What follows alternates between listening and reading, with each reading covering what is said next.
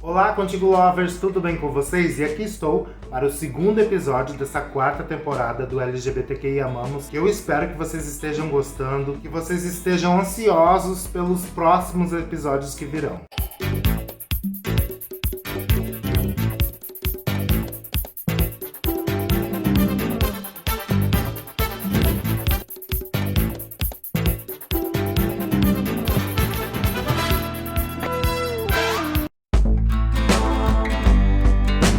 Em 1944, o Brasil enviava suas tropas para lutar ao lado dos países aliados na Segunda Guerra Mundial. Em outubro daquele ano, as forças brasileiras ocupavam a região da Itália, e foi da região da Itália que os Zaguines migraram para o Brasil. E foi desses imigrantes que vieram para cá entre os anos de 1887 e 1914 que Valeniza Zaguini da Silva, nascida em São Paulo no dia 17 de outubro de 1944, era descendente. Mas não seria através do seu nome de batismo que ela ficaria conhecida e levantaria uma discussão sobre gordofobia anos mais tarde. Tuca.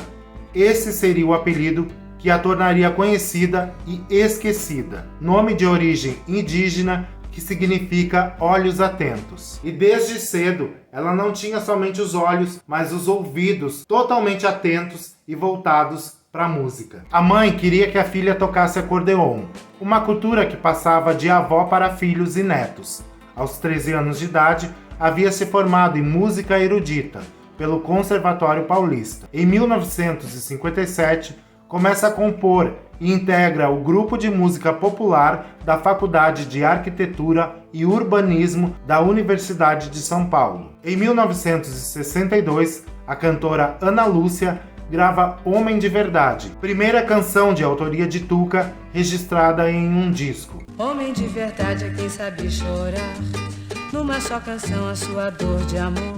E logo após, tem sua primeira participação em um programa de televisão, que era exibido pela TV Record, chamado Primeira Audição. Seu primeiro disco foi lançado pela gravadora Chantecler, em 1965, intitulado Meu Eu, Tuca, introduzindo na clássica bossa nova um instrumento que era típico do estado de São Paulo, a viola caipira. O ingresso nos festivais musicais que aconteceram nas décadas de 60 ajudou a tornar seu nome mais popular, sendo premiada com o prêmio Berimbau de Ouro em 1966, com seu primeiro lugar no primeiro Festival Internacional da Canção da TV Rio. E em 67, Tuca é convidada pelo Itamaraty para cantar em Luanda, Angola, ao lado de Gilberto Gil e do Jongo Trio. O segundo disco viria em 68, onde ela bebeu da fonte do movimento tropicalista, que sacudiu o cenário musical daqueles anos, que contava com a participação de Gil, Caetano, Gal e tinha como maestro Rogério Duprá. E foi nesse disco que Tuca gravou canções de protesto disfarçadas em canções medievais. As revistas da época a taxavam de cantora nacionalista, nome dado a quem fazia o contrário do iê da Jovem Guarda. Quando por aqui a coisa ficou barra pesada demais, a censura pegando no pé de quem se atrevia a fazer canções de protesto, Tuca resolve se mandar para a Europa, onde residiu em Paris por 6 anos. Neste período, chegou a lançar um compacto pela Philips, com músicas em francês e italiano. E em 71, ela participa do disco de Françoise Hardy, La Question, onde a cantora gravou 10 músicas suas e Tuca participa tocando violão e nos arranjos de algumas canções. No site de Françoise, o disco é apontado como preferido da cantora. Françoise é um tipo de Vanderleia, considerada a musa do iê francês. Même si la nuit donne le temps, mais nos jours trop souvent. Nessas alturas, Tuca já era considerada pelos europeus a mais intelectual das artistas brasileiras, tanto nas rádios como em programas de TV.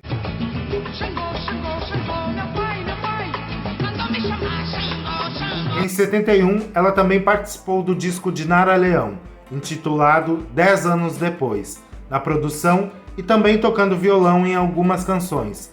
Mas, quando o disco foi lançado no Brasil, houveram algumas alterações e muito do material que havia sido produzido por Tuca foi descartado. Uma atitude tomada muito pelo fato de não ter um disco nas prateleiras onde haviam 2 mulheres como produtoras. E no mercado fonográfico, o nome de Tuca foi alterado pelo do produtor Roberto Menescal. No Midem daquele ano, um grande festival de música que acontece em Cannes e que reúne estrelas da canção mundial, Tuca fez muito sucesso, transformando sua apresentação numa verdadeira festa brasileira. A revista Manchete daquele ano disse, em matéria, que o prestígio que Tuca tinha era tão grande lá fora que ela se dava ao direito de recusar convites. E em 75 ela volta para as terras brasileiras para lançar um disco que havia gravado na França, e considerado um dos trabalhos mais experimentais que havia feito até ali, Drácula, I Love You. Foi um disco lançado pela Som Livre. Surgiu após conhecer a artista plástica paulistana Janete Prioli, com quem teve um relacionamento afetivo. O disco hoje é considerado um artigo de luxo para colecionadores, o que garante a eles um status financeiro. A censura da época prejudicou muito o conteúdo original do disco, já que nele continham músicas que falavam explicitamente do amor entre 2 mulheres, como na faixa Girl. Tuca e Prioli mantiveram uma relação poliamorosa com outra mulher. Tuca chegou a morar com as 2 companheiras durante um mês, e o relacionamento só não durou mais tempo porque Tuca veio a falecer em 8 de maio de 1978, devido a uma parada cardíaca, provocada por um regime severo que vinha fazendo há um tempo. E embora tenha sido considerada a mais bem vestida pelo costureiro Denner nos anos 60, a imprensa brasileira sempre a tratou como a gorda, algo que não acontecia quando estava na França. Lá, queriam saber de sua arte, da música brasileira, independente do peso que sempre constava nas matérias das revistas e jornais brasileiros. Tuca tinha 1,75 e quando faleceu pesava 80 quilos, pois havia perdido 40 quilos durante o período de um mês, uma dieta violenta associada a remédios que ela conseguia com um vendedor. Chegou a ficar 3 dias em coma e 15 dias antes de falecer já não levantava mais da cama. Uma de suas parceiras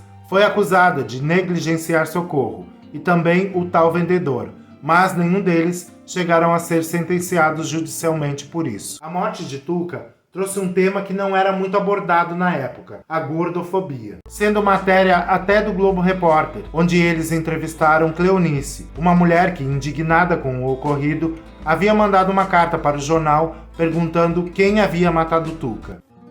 Quem matou Tuca? Perguntava ela. E respondia: foram vocês mesmos que não a deixavam um minuto sequer esquecer-se de que era gorda. Eu a compreendi, porque sou gorda também. O que mata é a falta de proteção de amigos e de família. E a excessiva pressão na sociedade por um modelo de beleza que alguém inventou, mas com certeza não é o brasileiro. E quanto à memória de Tuca, não há um interesse na indústria fonográfica, já que seus trabalhos não estão disponibilizados pelos serviços de streaming. Parte disso soma-se ao descaso da família em não querer falar sobre e nem mesmo em reeditar seus trabalhos, chegando a bloquear pessoas que demonstram qualquer interesse pela cantora, como contou Gabriel Bernini para sua coluna Desconversa. Embora esquecida pela grande parte da geração atual, Tuca foi um grande nome que ajudou na construção de assuntos relacionados à comunidade LGBTQIAPN+, falando de amor entre 2 mulheres e tendo um discurso transgressor numa época em que a ditadura militar imperava nesse país. E Tuca merece sempre ser lembrada, através de vídeos, de documentários, e que futuramente seja possível a gente ouvir a sua discografia disponibilizada nos serviços de streaming, que a gente possa ouvir e ver muito mais coisas sobre ela. E eu espero que vocês tenham gostado desse conteúdo, tenham deixado o like no vídeo, se inscrito no canal e até o próximo LGBTQI Amamos. Obrigado por terem assistido esse vídeo até aqui. Eu sou Marquetito e já sabe, eu conto contigo.